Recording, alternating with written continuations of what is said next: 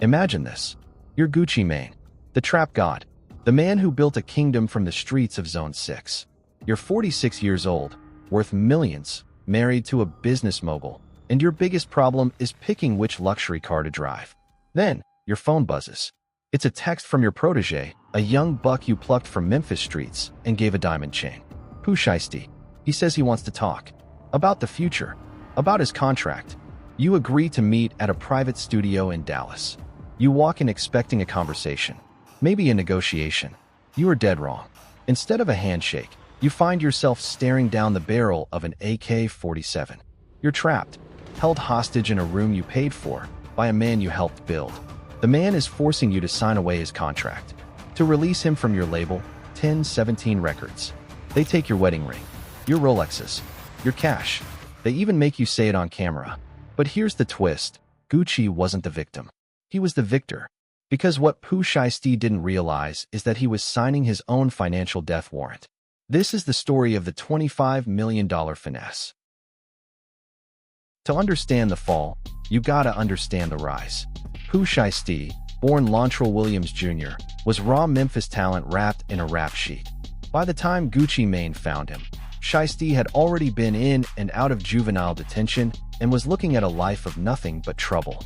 Gucci saw something else. He saw a star. In April 2020, Shiesty signed a joint venture deal with Gucci's 1017 label and Atlantic Records. Gucci didn't just sign him, he mentored him.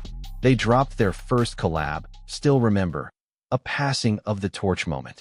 Then came Back in Blood. That track was a monster. It peaked at number 13 on the Billboard Hot 100.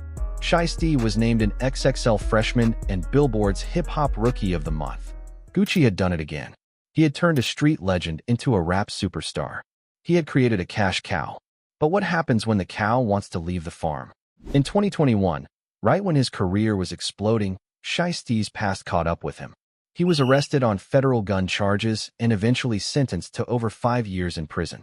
He served his time and was released early, in October 2025, ready for a comeback. He dropped FDO, First Day Out. Hey, FDO, FTL, first day out, bitch. Fuck the feds, walked out the jail. But Shiesty was unhappy. He felt the deal he signed when he was hungry wasn't the deal he wanted now that he was rich. He wanted out of his 1017 contract. His defense attorney would later allege that while Shiesty was in prison, Gucci Mane was making a fortune. A cool $25 million on Pooh's music. That's the number. $25 million. To Shiesty, that wasn't profit. That was his money. Money he felt Gucci had finessed from him while he was locked in a cage. And he wanted it back. So he decided to take matters into his own hands. He didn't hire a lawyer. He hired an army. January 10th, 2026. A music studio on Dallas Parkway. It was supposed to be a business meeting. According to federal prosecutors, it was a coordinated armed takeover. Shiesty showed up with 8 other men, including his own father and fellow rapper Big 30. Gucci Mane walked in. He was led to believe this was a conversation. Instead, Big 30 retrieved a bag containing an AK-style pistol and handed it to Shiesty. The trap was sprung. Shiesty allegedly brandished the AK, pointed it at Gucci, and forced him to sign termination papers at gunpoint. They wanted proof. They wanted leverage.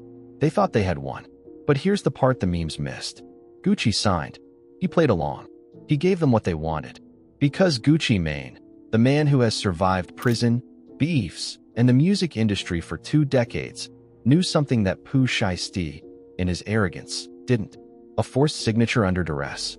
In the eyes of the law, that's worth absolutely nothing. It's just a piece of paper with ink on it. So, how did Gucci turn a gun to his head into $25 million? It's not magic. It's the law. Within weeks, the FBI got involved. Investigators used electronic data from Shiesty's ankle monitor to place him at the studio in violation of his home detention. They tracked the stolen goods through social media posts flaunting the loot. In April 2026, Pooh Shiesty, Big 30, and 7 others were arrested on federal kidnapping and robbery charges. The potential sentence? Life in prison. This isn't just a story about a robbery. It's a reminder of a fundamental rule in hip-hop and business. Never let your emotions make your decisions. Pooh Shiesty was hungry, yes, but he was also impatient. He saw Gucci's millions and wanted to share immediately, forgetting that Gucci had invested years of his own capital and reputation to get him there. He tried to shortcut the system and ended up trapped inside it. Gucci Mane, on the other hand, played chess. He took the L in the moment to win the war. He signed the paper. He let them take the watch. And then he called the feds. That's not snitching. That's strategy.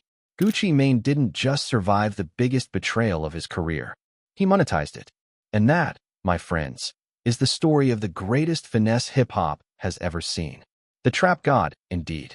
Who do you think was in the wrong? Was Gucci Mane right to involve the feds, or should street business stay on the streets?